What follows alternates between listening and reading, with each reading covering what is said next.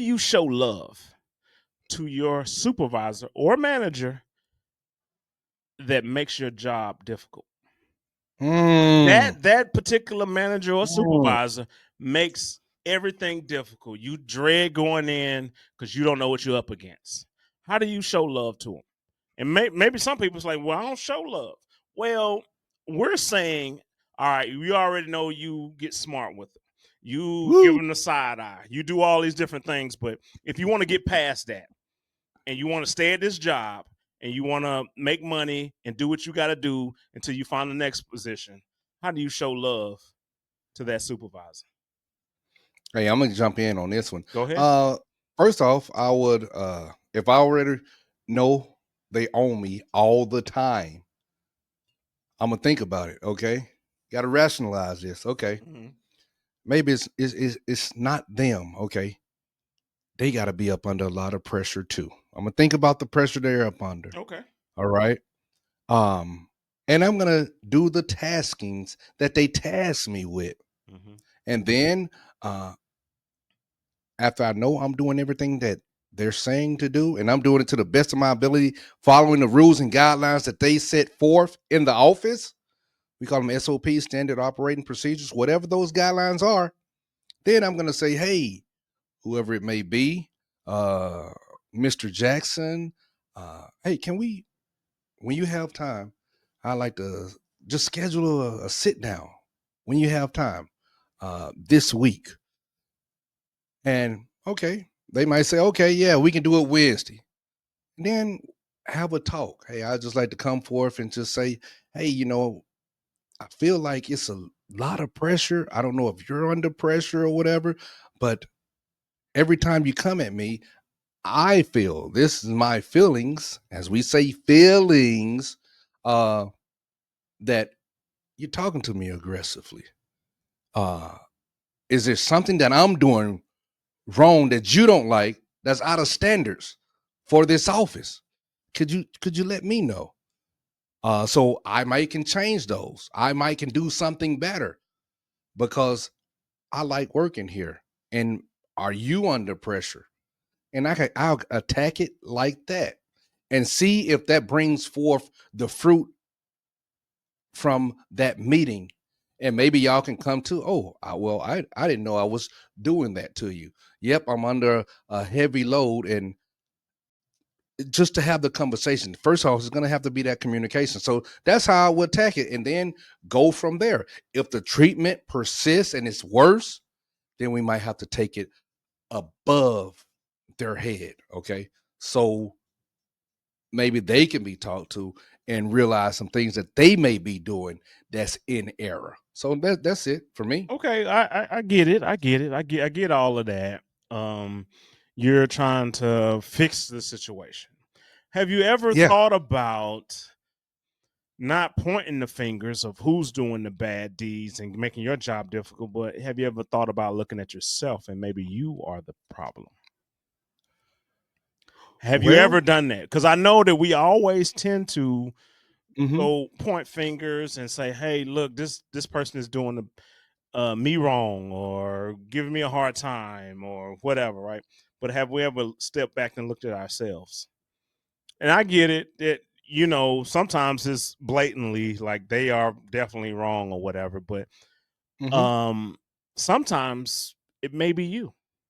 Maybe you are too fixated on them and always on guard when you can just take things as they happen.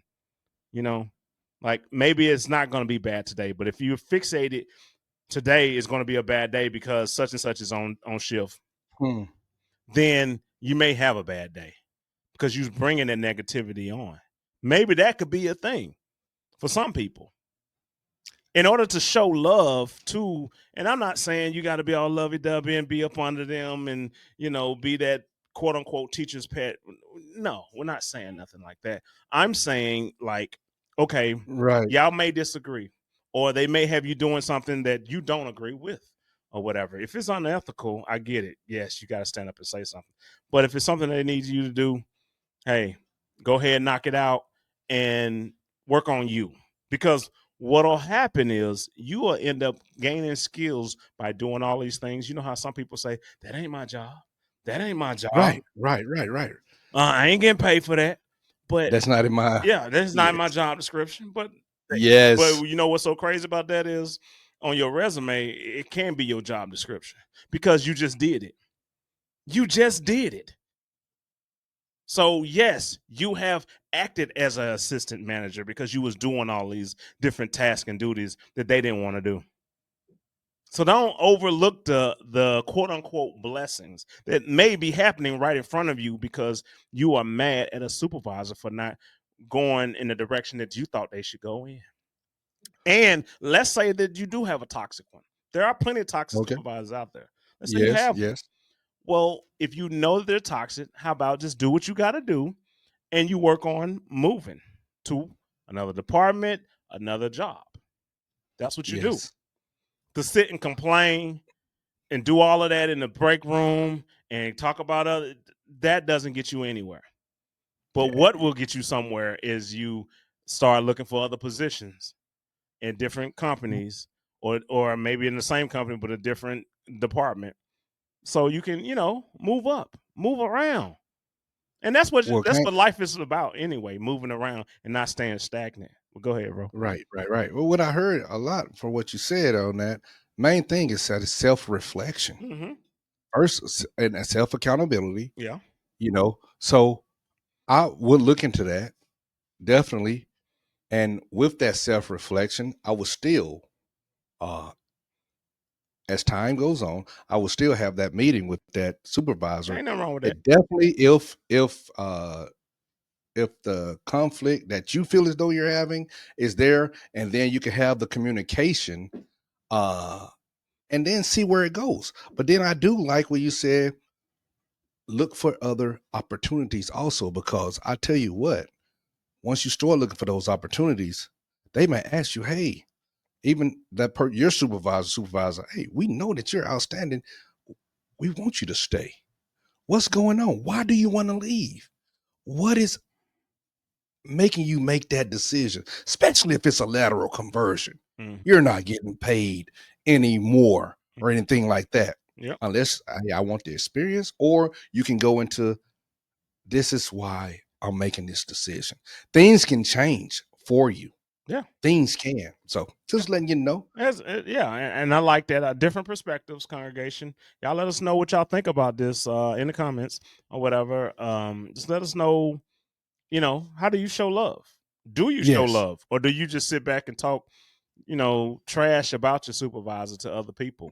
And it may circle back around to that supervisor, and you don't even know that it has circled back around. And what happens? They tend to want to treat you bad because they heard that you've been gossiping about them. Woo. That's the craziest thing, right? And I know retaliation is not tolerated, but sometimes people will try to do that. So how about you just do what you got to do until you can leave? Yes. You have the opportunity to leave. But, get as much as you can from whatever job you're doing, because nobody can take away education. Anything that you learn, that you accomplish at that particular position that you're doing, they can't take it away from you. They can't. Go ahead and preach, Kane. But he finna shut it down. You can't get it all right now, people. You can't get it all right now. For sure. All right. Let us know. And that's the uncomfortable truth. Hey, baby. Do something. Let's go. For sure. Right below me, hey, we have a playlist of similar interests and social issues and things that you are interested into. Click on it. And congregation, just where I'm pointing, this is what YouTube recommends for you to watch because of the content that you've seen of us. Click it. For sure. Watch Do it for us. and below. share it.